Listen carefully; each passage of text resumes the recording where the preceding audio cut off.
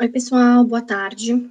Hoje a aula vai ser sobre a seca no Nordeste, mas a gente vai fazer alguns paralelos com o que a gente tem vivido no nosso município, tá? Então, vamos lá.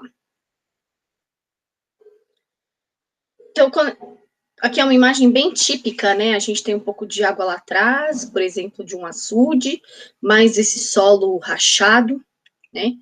Isso acontece porque a água evapora, toda a água do solo evapora, e aí ele racha, tá? Principalmente em solos mais argilosos, formados por argila. Então, é por isso que a gente tem essas imagens assim, tá? Muito bem. É muito importante que a gente pense que existe um polígono das secas lá no Nordeste.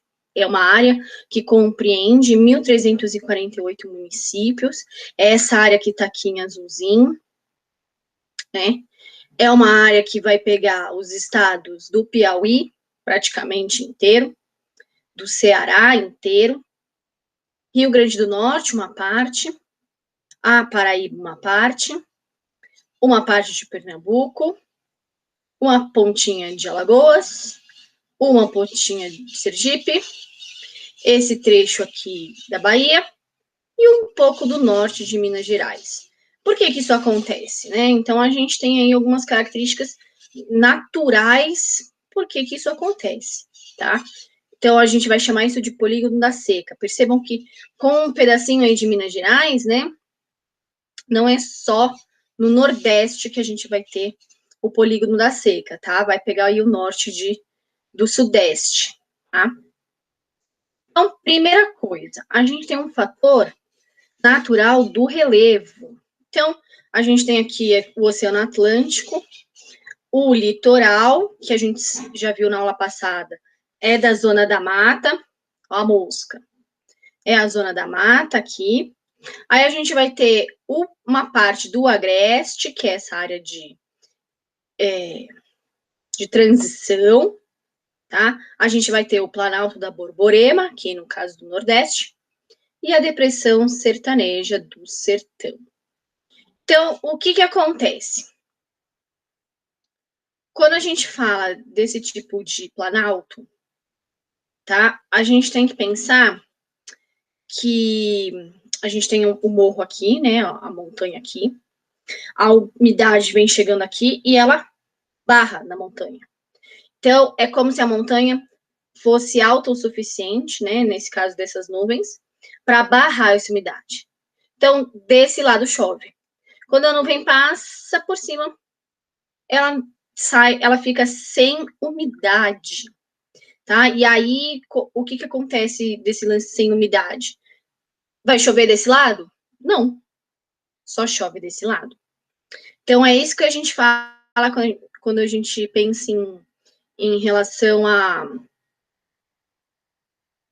É isso que a gente fala em relação ao relevo, tá? Não apareceu? Aqui. Então, é isso que a gente fala em relação ao relevo, tá? Então, significa que vai chover deste lado aqui, vai chover desse lado aqui, chove desse lado também, mas não chove deste lado aqui, tá? Isso é um fator natural, acontece naturalmente, tá? Então, nesse caso aqui, que o vento vai ser seco, a gente não vai ter formação de nuvens de chuva, e aí a gente não vai ter circulação de massas úmidas, portanto, o tempo permanece seco, tá? Segundo fator natural, a gente tem as latitudes tropicais. Então, aqui o mapinha, ó, essa aqui é a latitude de 10 graus sul.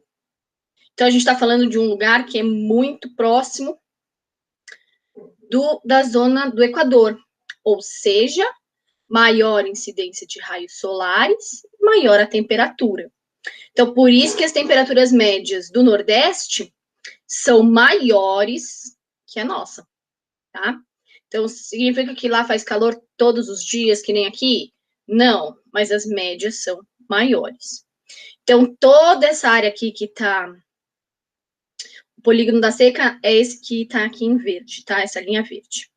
E essa área aqui de marrom são as áreas onde a gente tem baixa quantidade de chuvas, tá? Percebam que nem toda a área do sertão a gente também vai ter seca total.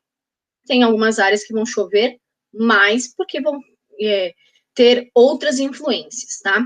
O Planalto da Borborema tá aqui, então nessa área aqui vai ter mais seca.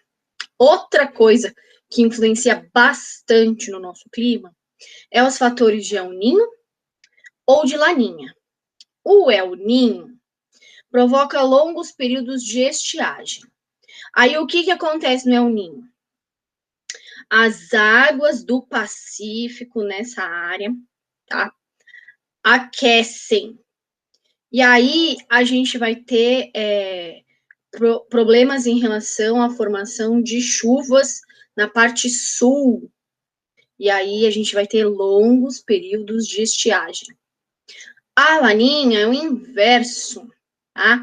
A laninha significa que essas águas aqui, essas áreas aqui, a gente vai ter um esfriamento dessas áreas. Isso também vai influenciar em relação à chuva, tá? Então, o El Niño e a laninha são resultados de aquecimento e resfriamento anormais, né? Anormais em relação ao Oceano Pacífico, tá? E aí isso vai resultar em maior quantidade ou menor quantidade de chuvas. Então, às vezes, quando é laninha, ocasiona grandes enchentes, já ocasionou grandes enchentes em algumas áreas do Nordeste. Então, a gente vai ter essa variação de chuvas também, tá? E as temperaturas altas. Outra coisa que é um fenômeno, né, resultante disso tudo, mas que também são características naturais. Quando a gente fala de rios intermitentes ou temporários, significa que ele seca por conta da alta temperatura e da baixa quantidade de chuvas. Se ele seca, por exemplo, aqui, né, o rio intermitente, significa que vai ter menos evaporação e, portanto, vai ter menor quantidade de umidade. Então, esse aqui também é o leito de um rio. Tá vendo? Ó, as margens aqui e o rio. Ele só vai ter água novamente quando chover na região.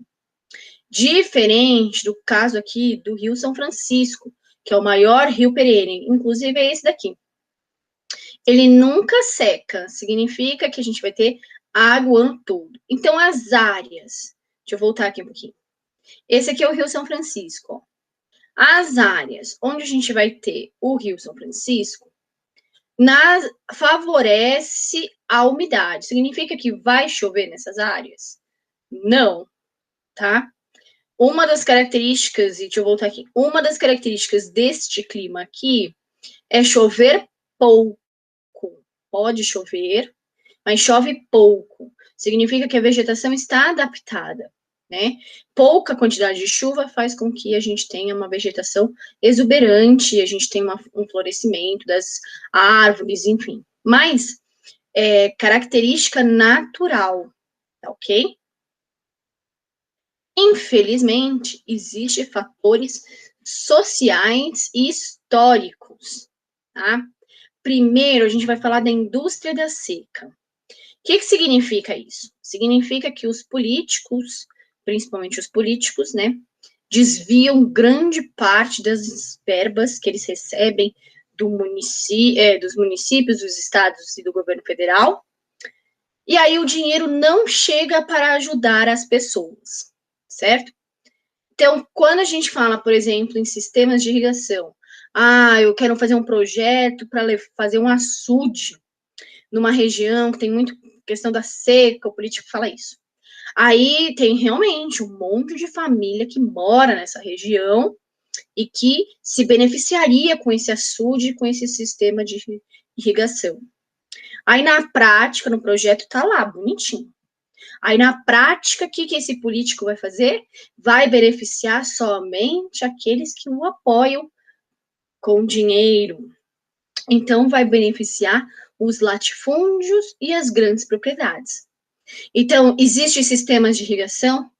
Muitos sistemas de irrigação.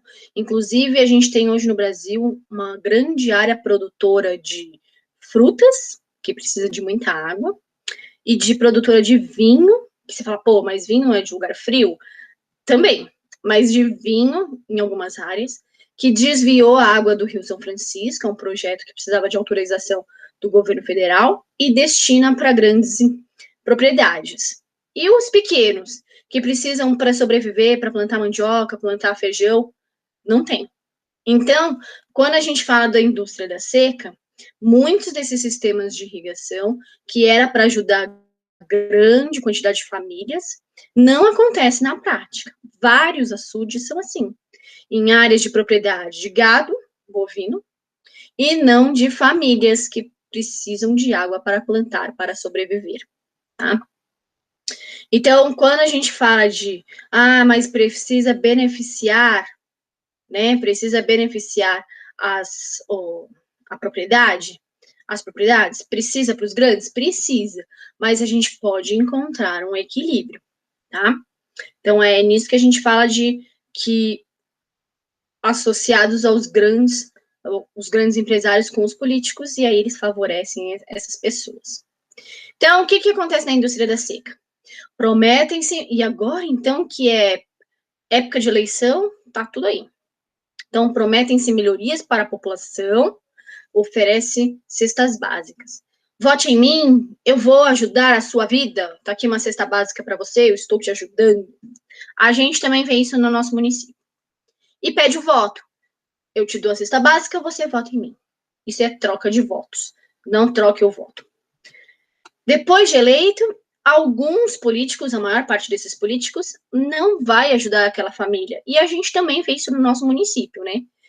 Vários só aparecem na sua porta, na sua rua, quando é época de eleição. Depois, ó, nada de melhoria, né? Mesma coisa aqui. Então, os políticos atuam para atender aos interesses dos grandes latifundiários, tá? Que financiam, os caras que têm grana e financiam essa campanha. E aí vão querer a sua troca de voto, né? Por fim, exagera-se na mídia o problema da seca para ele conseguir ganhar mais recursos que não são utilizados em prol da população, ou raramente são utilizados. Então, por mais que você venda o seu voto por troca da promessa ou da cesta básica, não significa que o cara prometeu para você vai ser cumprido, né? É isso que acontece também lá no Nordeste, tá? Então, apesar disso, essa realidade vem lentamente mudando ao longo dos anos. As pessoas aprenderam que não é trocando voto que a gente consegue, né, as coisas. A gente tem que lutar. Mas isso é muito comum com a indústria da seca. Para a gente pensar nisso, tem aqui duas ilustrações. A primeira é uma charge. Então, aqui a gente tem um cachorrinho, uma menina, percebam, né, essa figura do queixo assim, sem a bochecha, então a ideia é mostrar magreza. Um adulto, né, que também tem essa magreza, nessa característica. Uma mulher adulta, né, que também tem essa característica de magreza. E outra criança, que também tem essa característica de magreza. E aqui a gente pode perceber que nem sapato ele tem e também não tem a blusa, né? Tá só de bermuda. Percebam também aqui o sol, não tem nuvens no céu, né? E esse sol bem grande, colorido. E a gente tem aqui a paisagem, o quê? Poucas árvores, a árvore que tá sem folhas, nós temos a presença de cactos, e não temos a presença de mais nada. A ideia é mostrar o quê? A terra crua, digamos assim. E um poço. Aí o menino fala, por que a água e os investimentos nunca chegam até aqui? E aí o adulto responde, tem uns dutos da corrupção e da indústria da seca desviando tudo. A ideia aqui dos dutos é o quê? Pensar na água, né? Os dutos de água e os dutos de dinheiro, tá certo? Então, a corrupção significa o quê? O desvio desse dinheiro. Então, parte desse dinheiro que seria usado para investimentos de água, enfim, foram desviados pela corrupção e o cara embolsou. E parte dessa água, desses investimentos que podia chegar, está chegando em outro lugar e que não está beneficiando essa população, tá? Essa é a ideia da charge, ok? E aqui a gente também tem um pintor brasileiro, no livro didático sempre tem, nós analisaríamos essa obra em aula, é de 1944 essa pintura. Então, percebam que o problema não é recente, ele vem lá de trás, né? Aí, o que a gente vai ter aqui? Percebam a paisagem, então a gente tem um céu mais escuro, né? Essa dramaticidade, mas não tem chuva.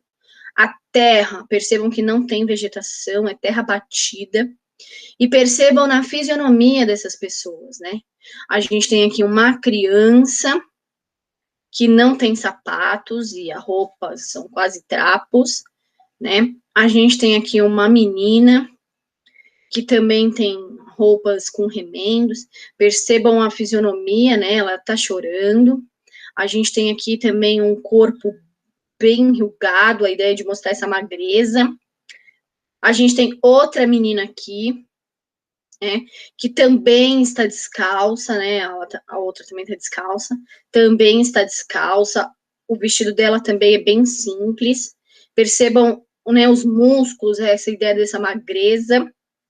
A gente tem aqui uma criança que a gente não sabe se está morta ou viva, né? Provavelmente está morta, por isso que eles estão chorando, né? E perceba a magreza dessa criança, né? Essa criança sem roupa. A gente tem uma figura de um adulto aqui, segurando essa criança, também descalço, também com pano, quase como roupa. Uma figura feminina adulta, né, aqui também, chorando também.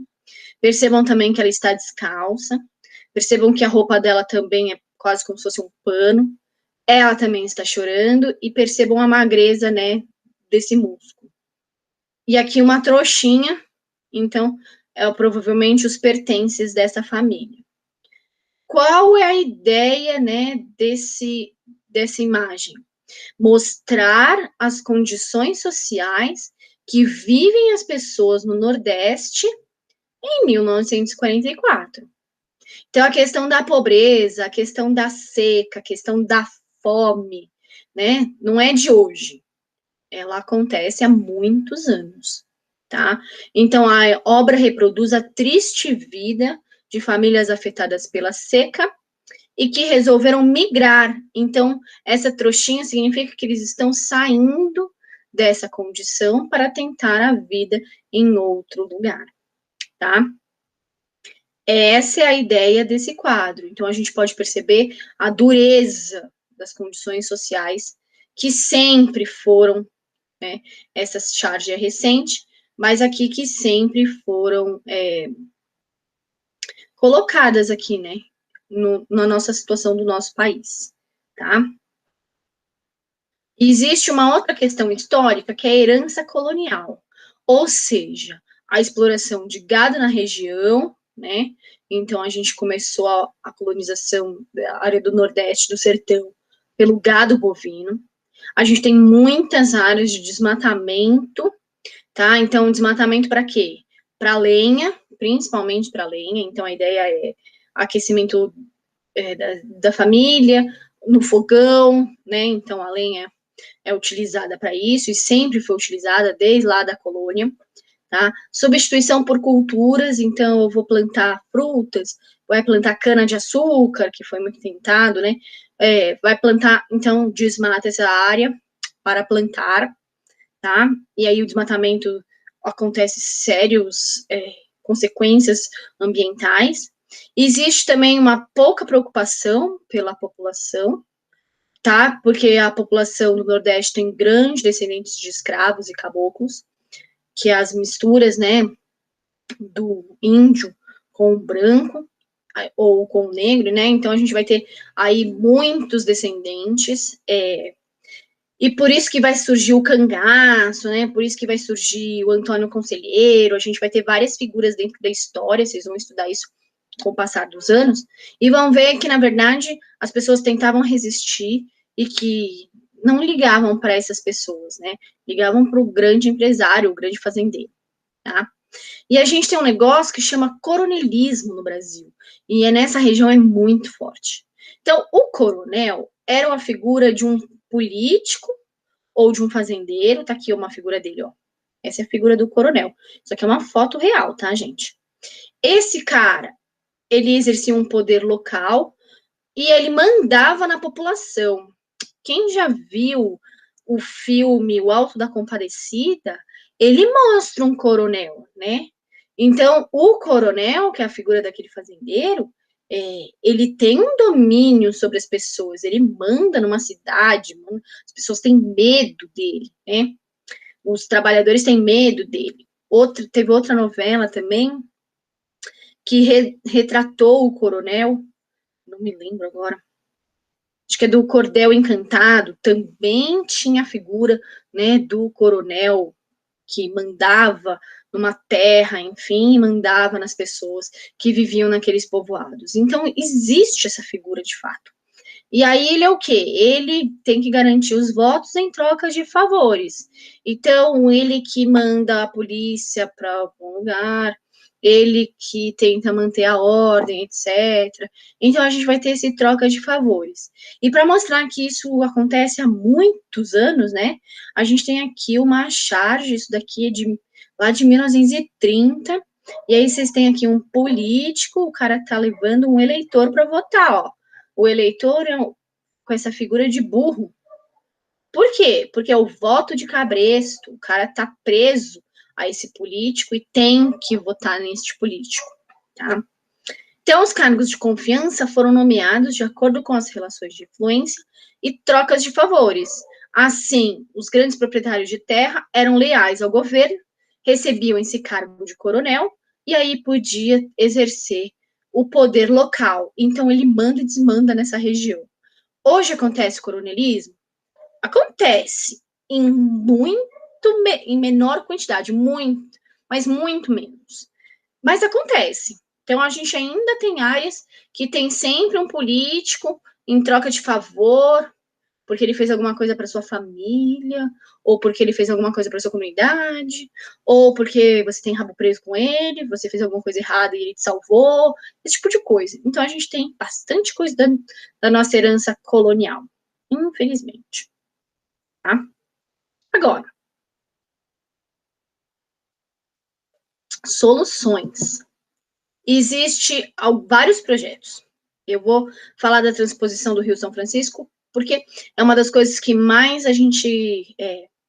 porque foi inaugurado algumas coisas esse ano, mas é uma obra muito polêmica. E aí também é uma atividade que vocês vão fazer, tá? Então, a transposição do Rio São Francisco, ela não é de hoje, que nem na manchete do jornal. O presidente inaugura, olha a obra do presidente. Não é bem assim. Ela já está em construção há 14 anos. Já passaram 4 governos, né, dessa obra. Então, ela é muito grande, essa obra. A gente vai ver no mapa. Ela é muito complexa. Ela é muito polêmica. Tem muita gente que é contra essa obra.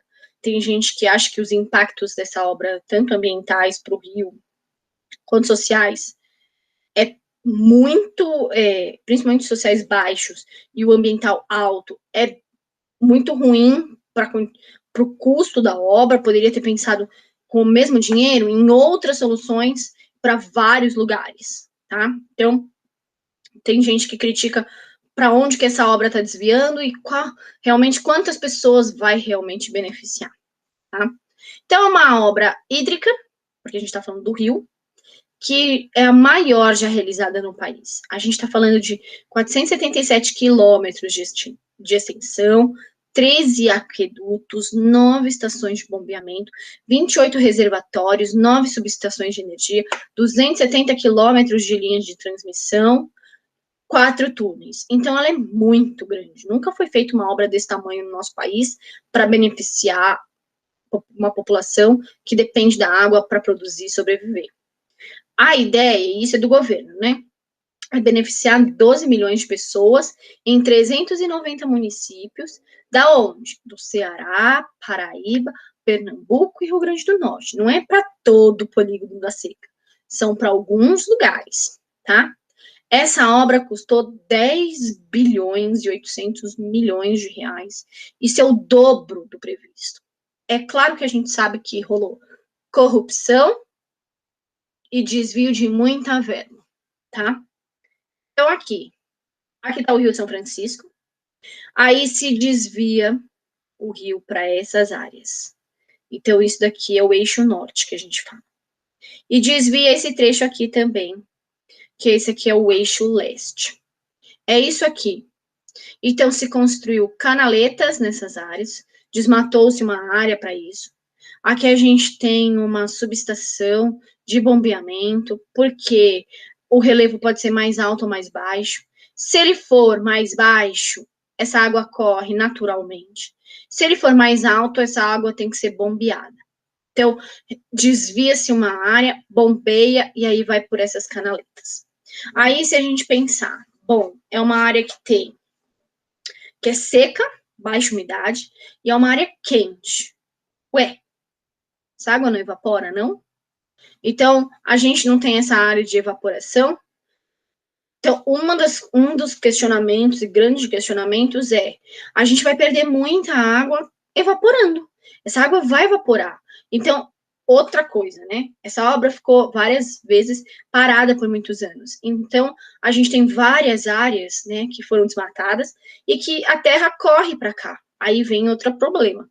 Bom, se a gente desmatou essa área, então qualquer chuvinha que tiver nessa região vai jogar terra para cá e vai assorear esses lugares. Então, a gente vai ter um problema aí com o assoreamento desses canais. Também. Isso é outro problema. Uma questão ambiental. Ué, o peixe corria nesta direção. Então, vai ter um desvio e aí os peixes vão ser desviados. E como é que faz para a reprodução dos peixes? Não faz. O peixe não anda desse lado para cá, só para lá. Então, a gente vai ter alguns problemas nesse sentido. Ou então, áreas que foram desmatadas e a gente vai ter maior quantidade de calor porque as áreas foram desmatadas. Então, a gente vai ter várias questões. Isso eu tô falando só das questões ambientais. Se a gente pensar nas questões sociais, será que vai realmente...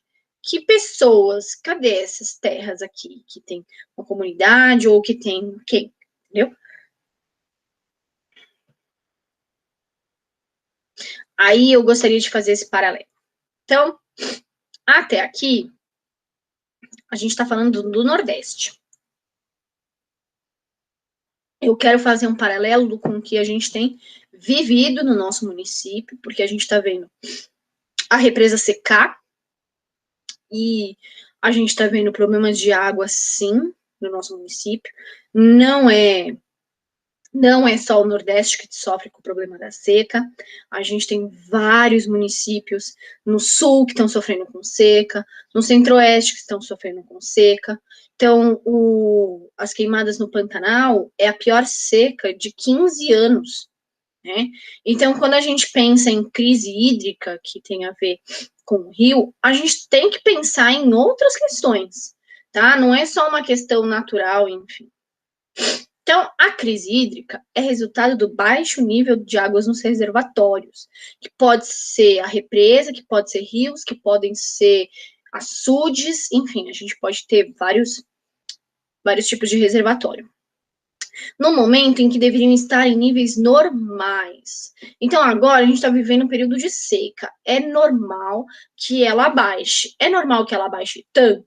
Não. E na época de cheia? Tem que começar a chover e chover todo dia. E se não chover todo dia lá no verão, que nem foi em 2014, 2015? Que quando a gente chegou no verão, não tinha água.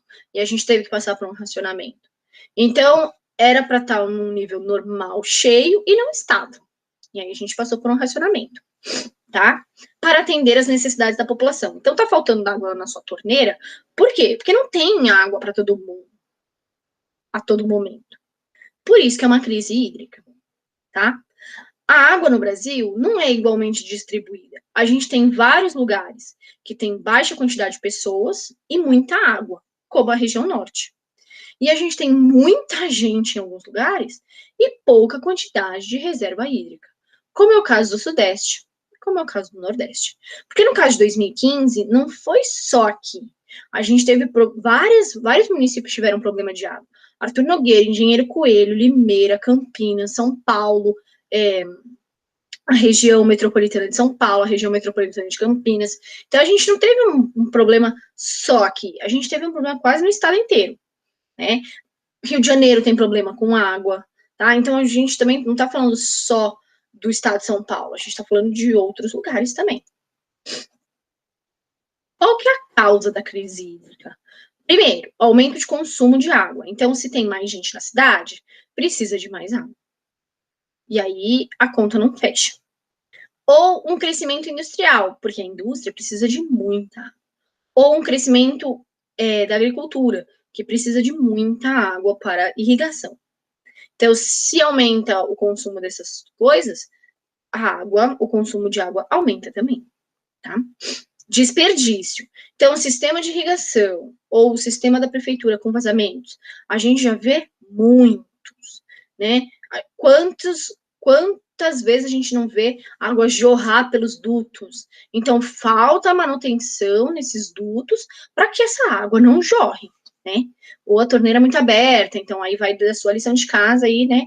De não desperdiçar água com a torneira aberta, ou com o próprio vazamento dentro da sua casa, porque às vezes está na parede e você não vê, ou banhos prolongados, né? Então, a gente tem uma série aí de coisas que também cabe a nós, pessoas, cabe à indústria, pensar em sistemas cíclicos de água, que a água não se desperdiça, falta a agricultura pensar em sistemas melhores de irrigação, para evitar furos nos canos e desperdiçar água, falta sistemas mais inteligentes de irrigação. Então, tudo isso contribui com o desperdício. A gente também vai ter uma diminuição do nível de chuvas. Aí os culpados são quem? O El Niño, né? Que a gente vai ter aí um aquecimento e resfriamento diferenciado no Pacífico, e aí desfavorece a formação de chuvas. A gente vai ter um desmatamento da floresta amazônica, que isso afeta, sim, a nós, do Pantanal e do Cerrado. Então, se vem menos umidade deles para nós, significa que a gente vai ter menor quantidade de chuvas. Tá? A gente vai ter um desmatamento das matas ciliares, elas são importantíssimas para o rio. Então, a árvore que deveria segurar essa água desse rio, não tem mais essa árvore. E aí a água evapora, sai do subsolo e vai embora, né? A gente tem um problema de assoreamento dos rios e represas e reservatórios. Então, a obra que a prefeitura está fazendo esse ano, justamente esse ano eleitoral, é uma obra para aprofundar a margem do rio, né? Então, ela vai crescer em largura e vai crescer em profundidade. Significa que vai guardar mais água. Essa é a ideia. Precisava ser feita esse ano? Não preciso nem responder para vocês, né? Não precisava ser feita esse ano. Podia ter feito os outros anos, mas é que ano eleitoral é assim. Outra coisa importante, adianta fazer essa largura? Se não tem uma árvore da margem, tem plantação de cana, e essa cana não segura essa água no subsolo, e aí, é culpa de quem? Da prefeitura ou da usina que desmatou e a gente não tem mais reflorestamento ali? Então, não adianta nada fazer essa largura, profundidade, se não tem árvore ali do lado. Vai jogar a terra do mesmo jeito para o centro, vai precisar fazer essa obra daqui 4 anos, 2 anos, dependendo da quantidade de chuvas que a gente tiver. E aí? E no futuro, vai ter água? Provavelmente não. Então, a gente vai ter problema novamente, tá? Então, aqui é um reservatório que está secando, né? Isso aqui é uma foto de 2015, não é atual. A gente tem aqui o desmatamento, né? O Código Florestal, que possibilitou a usina, inclusive, a desmatar mais para plantar cana, né? Então, menos árvores, menos água no rio. E aqui, se a gente pensar, né? A torneira sem água. O que a gente poderia fazer em relação à nossa crise hídrica? Primeiro, ações que envolvem nível governamental, comunitário e individual. Nós fazermos a nossa parte, a comunidade fazer a parte dela e o governo fazer a sua parte. Isso é a primeira coisa. Segundo, Utilizar a água de maneira racional, evitando desperdício. Então, você precisa escovar os dentes com a torneira aberta o tempo todo? Não, você vai lá, molha, fecha, escova os dentes. Utiliza a torneira aberta depois, certo? Ou então, lavar roupa com meia dúzia de roupa? Não. Ou então, por exemplo, a gente pode pensar em reusar a água da máquina. Eu faço isso, dá uma dor nas costas por causa do balde, mas eu faço isso. Então, eu utilizo a água da máquina para lavar o quintal, em vez de lavar com a mangueira. Varrer, em vez de usar água, também é uma possibilidade, né? Evitar desperdício. Reutilizar a água do saneamento básico. E aí, novamente, né? Qual o problema do nosso município? Não temos tratamento de esgoto. Então, o meu esgoto, que é água do vaso sanitário, do banheiro, dos ralos da pia, enfim, tudo isso vai para o rio sem tratamento. E aí o rio vai poluir. Então, se a gente tivesse essa água limpa, então o meu esgoto vai ser tratado e vai ser jogado no rio limpo, essa água desse rio dá para utilizar. A água que eu joguei do meu esgoto dá para reutilizar. Eu posso lavar depois da feira a rua. Eu poderia usar para irrigação das áreas verdes. Poderia ser utilizado para lavagem de quintais, enfim. Então, a gente poderia, sim, utilizar água de reuso, tá? Reutilizar a água da chuva. Então, pensar em sistemas de coleta de água de chuva para fazer irrigação de jardins, para fazer limpeza de quintal, é uma possibilidade. Dá para fazer isso na sua casa, mas o município também poderia fazer isso nas escolas, nos prédios públicos, enfim. Diminuiria a quantidade de água utilizada da represa, por exemplo. Conservar as bacias hídricas, as nascentes de águas e os rios, reflorestando essas áreas. Porque se não tem árvore na nascente, a nascente morre, ela seca. E aí, o rio que deveria ser perene vai secar. Então, a gente pode sim ter problemas disso. Então, a gente precisa saber onde estão as nossas nascentes, dos nossos rios, para que haja reflorestamento dessas áreas. A árvore, ela é muito importante. Ela segura a água do solo, ela aumenta a umidade do ar, ela faz com que a gente tenha água nos rios e nas represas e nos reservatórios. Então, não adianta nada a gente afundar o nível do rio, torná-lo mais fundo, se não tem uma árvore plantada na margem. Então, essa imagem é exatamente isso, ó. A gente precisa reflorestar, a gente precisa de árvores ao longo desses rios para que a gente tenha maior quantidade de água aqui e para que a gente tenha água nos reservatórios e nas represas. A gente precisa também pensar em técnicas de irrigação mais eficientes, porque também não dá para a gente fazer a nossa parte e as indústrias e as fazendas não, e as propriedades não. E a gente podia pensar também em tratamento de água e despoluição dos rios, para que possa ser utilizado. Então, mesmo que a gente pense na água da represa, e as águas dos outros rios que caem na represa, né? Então, a gente poderia, de repente, utilizar a água de outros rios para consumo, mas a gente não pode, porque ele está poluído, tá? E aí a gente poderia pensar, assim, nessa despoluição, até descentralizar o consumo de água. Então, para finalizar, é isso aqui, ó. Isso aqui é a importância da árvore. Sem árvore acontece isso aqui. Quando chove, a terra vai para o rio, vai se acumulando aqui no fundo do rio, e o rio fica mais raso. Se o rio fica mais raso, significa que ele tem menos água, tá? É isso que acontece hoje com a represa.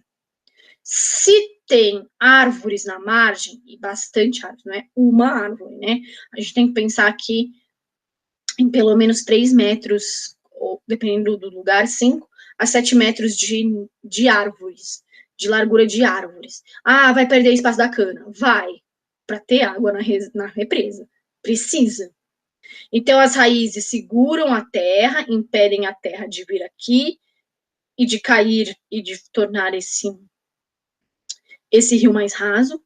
Ela segura a água no subsolo, impede a evaporação dessa água, ela aumenta a umidade, isso faz com que a gente vai ter mais água nos reservatórios, tá? Então, quando a gente fala de problema da seca, não é só lá no Nordeste. Acontece aqui também. E a gente tem visto isso acontecer, e a gente tem visto pouca coisa ser feita. E é muito triste a gente ver a represa com aqueles bancos de areia, com essa seca que tá, e que isso poderia ter sido evitado. Acho que esse é o principal, né? Isso que me deixa com mais raiva. Isso poderia ter sido evitado se fizesse ações, tanto locais, quanto do governo, quanto da usina, e fazer as ações, e não deixar para o último ano do governo, né? Isso acontece só nesse governo? Não, certo? Infelizmente, todos os governos fazem isso, todos. Não é um partido, aquele partido, enfim. Isso é uma cultura do brasileiro. Então, vários municípios fazem isso acontecer. Lá no município de São Paulo, em Nogueira, Engenheiro Coelho, aqui, Limeira. Então, a gente não está falando de uma coisa que acontece só que, o problema é Cosmópolis. Não. O problema não é Cosmópolis, porque isso acontece no Nordeste, isso acontece no Sudeste, no Centro-Oeste, no Sul e no Norte. Menos, porque lá tem bastante água. Mas a preocupação com o saneamento básico, com despoluição dos rios, isso é de todos. Infelizmente, isso é uma falta de vergonha dos governos, que tem verba para fazer isso e não faz. Que a obra deveria já ter sido concluída e não conclui. Então, infelizmente, isso acontece muito. Bom? Então, essa aula de hoje, a atividade vai estar relacionada aí com a transposição do Rio São Francisco, e da gente pensar em o que a gente pode fazer também. E cobrar, já que é ano eleitoral, e cobrar que eles façam. Né? E pedir, então eu vou votar em você, eu escolho você como vereador, mas eu quero que você resolva esse problema. Você vai lá e vai trabalhar até sua última dia do mandato, né? Porque a gente tem visto aí um povo que trabalha só em época de eleição, tá? Então é isso, gente. Então, a aula termina por aqui e até semana que vem, tá bom? Se cuidem, fiquem em casa. Tchau, gente.